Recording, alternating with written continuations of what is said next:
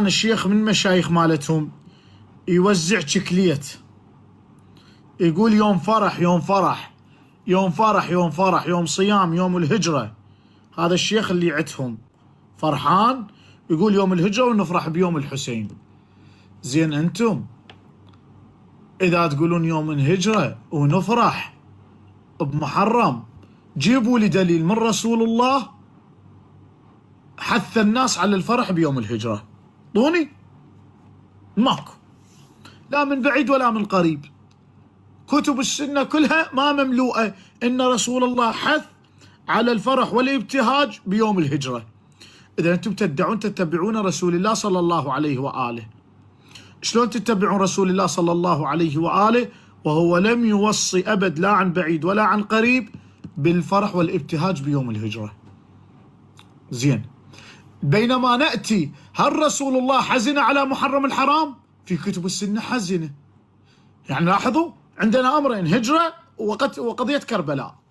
رسول الله في كتب السنة حزن على كربلاء بس ما فرح على الهجرة، ما وصى بها. زين أنت تتبع من هنا؟ تتبع حزن رسول الله لو تأتي بالفرح من عندك؟ شفتوا؟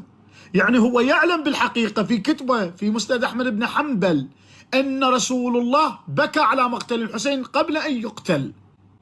خاف يقول لك والحسين صار له واي باكي. لا، الحسين بعد ما ميت، الحسين بعد 20 سنة إلا ينقتل. لا والله شو بعد 40 سنة إلا ينقتل والرسول يبكي عليه. هذه في كتبكم، شفت؟ هذا في مصادرهم. إذا هم يعاندون ويعاندون بغضا للحسين عليه السلام. علماءهم محمد ناصر الدين الألباني شو يقول؟ يقول الفرح والابتهاج في يوم العاشر من محرم أو في محرم شهر محرم، يقول بدعة ابتدعها قتلة الحسين. شفتوا؟ وهذا يوم، يقول الصادق، فرحت به بنو أمية وبنو آكلة الأكباد بقتلهم الحسين. منو اللي ابتهج في مقتل الحسين؟ هم أتباع يزيد. منو اللي زخرف الشام؟ أتباع يزيد. منو اللي حث على الصوم شكرا لقتل الحسين؟ أتباع يزيد. واليوم ممن يدعون من أهل السنة والجماعة تركوا الحسين واتبعوا يزيد. شفتوا الخذلان من أين يأتي؟ خير دليل اليوم ما بين غزة، منو اللي ترك غزة؟ هم. منو اللي دافع على غزة؟ الشيعة. تعال لها بعد 1000 سنة، عاجل عاجل عاجل، حادثة تاريخية، غزة سبب دمارها الشيعة. بعد 1000 سنة التاريخ شو يكتب لك؟ سبب دمار غزة الشيعة. وراح يطلع لك الخامنئي عميل بعد 1000 سنة التاريخ يكتب لك، وحسن نصر الله عميل بعد 1000 سنة التاريخ هيك يكتب لك، مثل ما قاعد يكتب لك هسه التاريخ. قبل 1000 عام مظلوم الحسين انقتل هو وأهله وعياله، عطاشة سبايا حرقت خيامهم، ويجيك هذا الأمعة يوزع شكلية يقول هذا فرح. شوفوا، على مود تعرف انت تتبع أهل البيت لو تتبع يزيد. شوف، يقول الإمام المناوي من أئمة أهل السنة كتاب فيض القدير، يقول وما يروى في فضل صوم يوم العاشر والصلاة فيه والإنفاق والإدهان والاكتحال بدعة ابتدعها قتلة الحسين رضي الله عنه. هذا هم يقولون، هاي في كتبهم، يقول ابتدعها. زين، منو الأولى أنت كسني تفرح بهجرة لو مولد النبي؟ زين في كتبكم حيرتون، عندكم مولد النبي بدعة الفرح به، شيء غريب والله. مولد النبي عندهم من يفرح كافر خارج عن الملة. مولد النبي عندهم الفرح بدعة ولا يجوز، ويعتبرونه خارج عن الإسلام والملة. شلونها؟ شو تخلي لها والطيب؟ شفتوا؟ هذه أفعالكم اللي تجاه أهل البيت قاعد تشيع العالم، قاعد تعرف حقيقتكم وبغضكم ونصب العداء لأهل بيت رسول الله ونصب العداء لمحمد وآل محمد عليهم السلام. والله تبارك وتعالى قاعد يبين حقيقتكم شيئا فشيء، وكل عاشر محرم وكل محرم. زين هم عندهم رواية ان رسول الله اخر شيء صام اخر 9 من محرم. شلون قاعد يصومون 10 من محرم والرسول عنده اخر السنة صام 9 من محرم؟ يقولون والله نصوم لان الله تبارك وتعالى انجى موسى. شنو هيك انتم حنين على موسى؟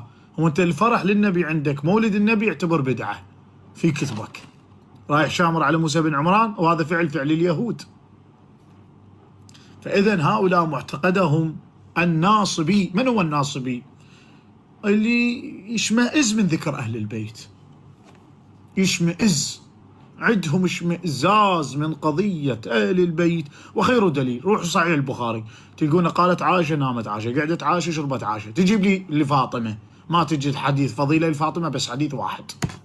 اشمئزاز وقوة عليهم كأنما الحديث مخلينا للزهراء. كتاب به تقريبا 7000 حديث 8000 حديث، حديث واحد فقط لفاطمة الزهراء.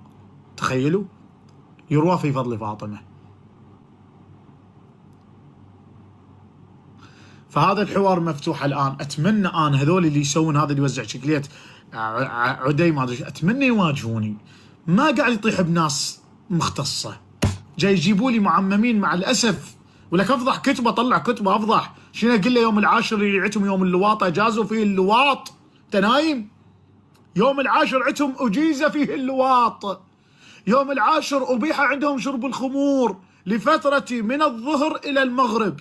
يوم العاشر عندهم، واقوال علمائهم هذا. بس للاسف قاعد يقعدون يجيبونهم بالقنوات مو مختصين. هاي تموت.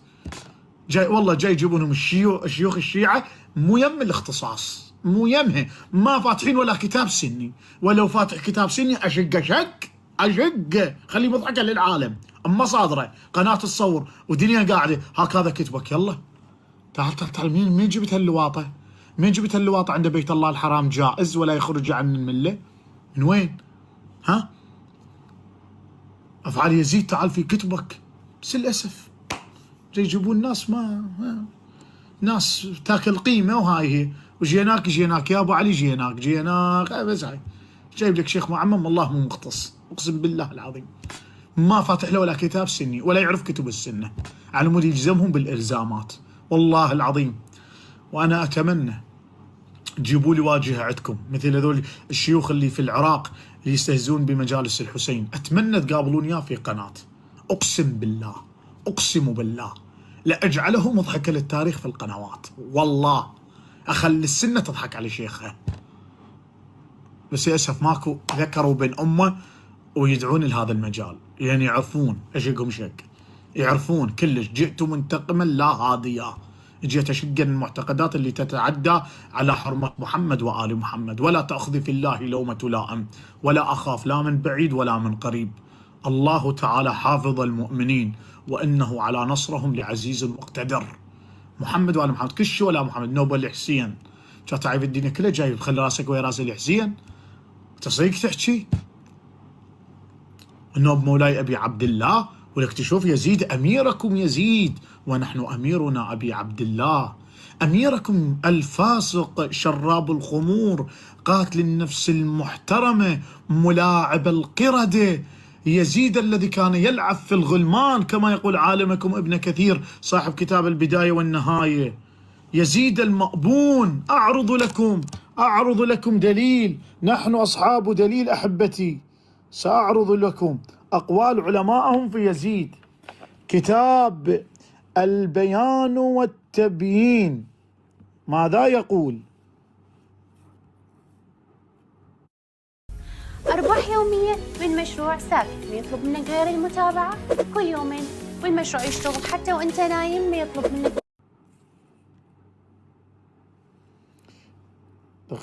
ثم ولى معاوية بن أبي سفيان لعين رسول الله وابن لعينه كتبهم، فاتخذ عباد الله خولا ومال الله دولا ودينه دغلا، ثم مضى لسبيله فلعنوه لعنة الله عليه.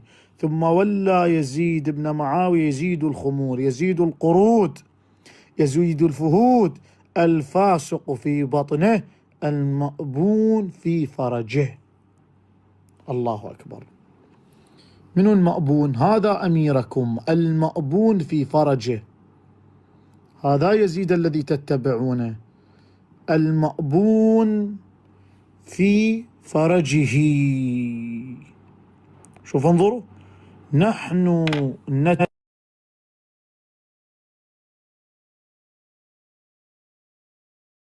مأبون يعني لوطي، مأبون يقولوا له، واضح؟ هذا في كتبهم، هذا في كتبهم. انظروا أحبتي، من أميرهم؟ لهذا هم يتبعون الفسقة الفجرة، ونحن نتبع آل بيت رسول الله.